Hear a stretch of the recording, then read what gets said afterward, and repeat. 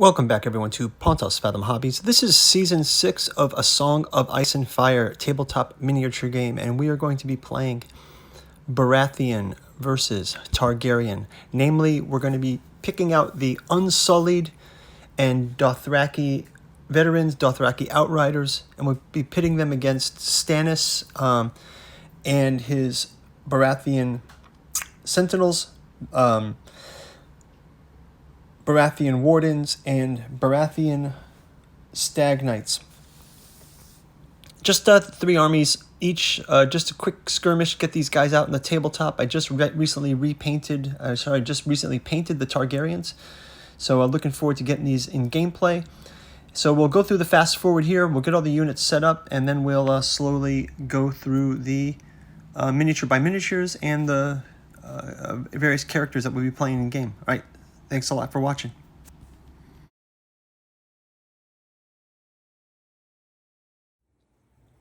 Okay, so let's continue setup. We've got Baratheons versus Targaryens. Let's take a look at our minis here. We basically have Khal Drogo leading this unit for the Targaryens. We've got another unit of the Dothraki mounted archers.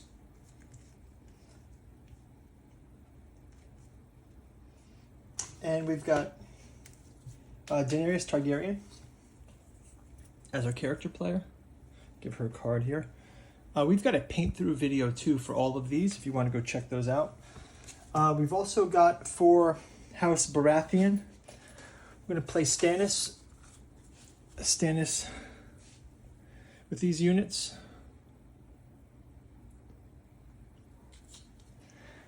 We've also got Stag Knights with the Stag Knight officer and a standard bearer. We've also got a paint through video for these guys if you want to go check that out. I'll leave the links below in the description for you guys to go check it out. And lastly, Wardens for Baratheon.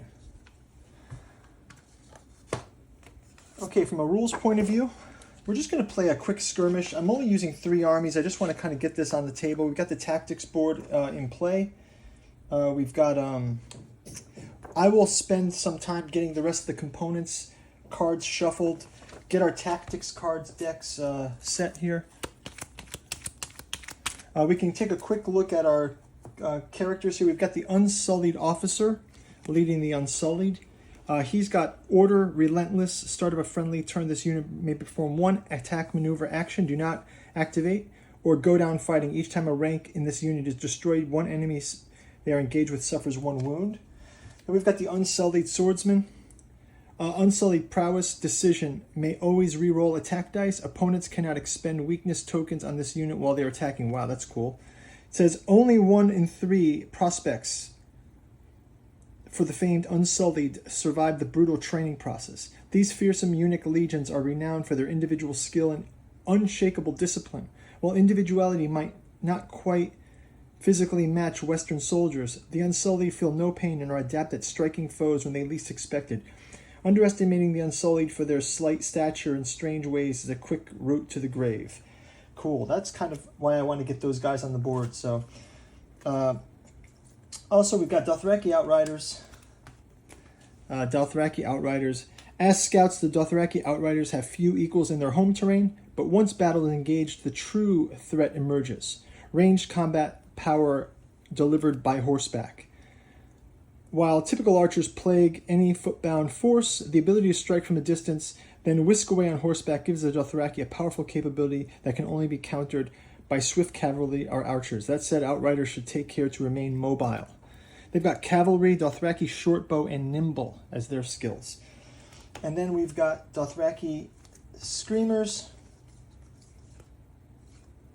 Actually, we've got Dothraki Veterans.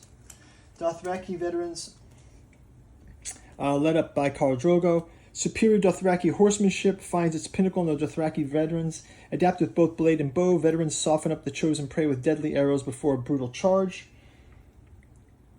slashing left and right with their razor-sharp swords. And adapted Dothraki horsemanship can be the veterans take the skill in unimaginable heights, with man and mount moving in perfect precision in the midst of the fiercest melee. They've got order, changing volley, cavalry, and Dothraki short bow for their remit. As mentioned, we also have got our leader, Khal Drogo. The Dothraki follow only the strong. Furious charge and onslaught is what he brings to the game. Next up, let's take a look at our Stag Knights. Stag Knights have unwavering fury. The card reads, Stag Knights form the core of the Baratheon elite units, each one a noble in their own right and wearing the signature horned helmet allowed by these honored sirs. Stag Knights are heavily armored, wearing plate mail as fine as anything the Lannisters might field and wielding a powerful two-handed warhammer capable of crushing armor and shattering bones with equal proficiency. Even when surrounded, Stag Knights fight with unwavering fury. Stag Knights. We've also got, I got a couple of veterans of the watch here. We've got Baratheon Sentinels. They've got the double hammers. Baratheon Sentinels. Although officially classified as medium infantry, the Baratheon Sentinel wear the heaviest armor that one might expect for a unit required to initiate a counter-flanking maneuver. Speed is the utmost trade-off, but most medium infantry cannot hold the ground as well, nor deliver such devastating assaults. In unskilled hands, the warhammer is unwieldy, but for sentinels, a well-timed strike from its heavy head can render plate armor useless. They've got double hammers. And then lastly, we've got our Wardens. Baratheon Wardens. While House Baratheon may be divided in its loyalties, they still draw from the same battlefield doctrines and training that served the United Houses from the time before the War of the Five Kings. Baratheon Wardens are heavily armored in full plate, wielding heavy shields and the signature Baratheon warhammers. Steadfast and sturdy, Wardens can be depended on as both vanguards and center, though speed is not their main strength. We've also got the Master Warden.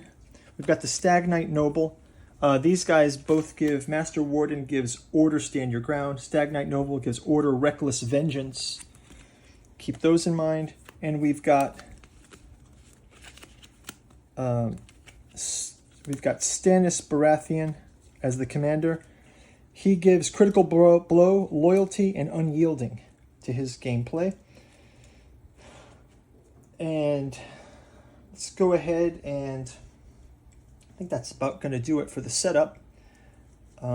Maybe before we do, we'll do a quick flyover of the board and we'll jump into round number one. Before we do, quick shout out to this channel's sponsor, Pontos Fathom Press. You go check out our podcast, check out books like The Hermeticism of Hastur, From the Disclosure of the Necronomicon Fragment. We've got Catu journals. We've got a number of books for all kinds of fans out there. So go and check those out. It helps us support the channel. You can also check out our Patreon for as little as $1. You can read books like The Genealogy of Cthulhu, get some updates from our paint schedules that are coming up. We play Song of Ice and Fire. We just wrapped up a couple of Game of Thrones games. We did Catan, Brotherhood of the Watch, and Game of Thrones board game. But we're also playing ongoing campaigns throughout the expansion sets of Joan of Arc. And we have a number of model paint-through videos coming up. So go check out other stuff. And as usual, guys, liking and subscribing helps to grow the channel. Let's do a fly around on the board, and we'll see you in round one. Thanks for watching.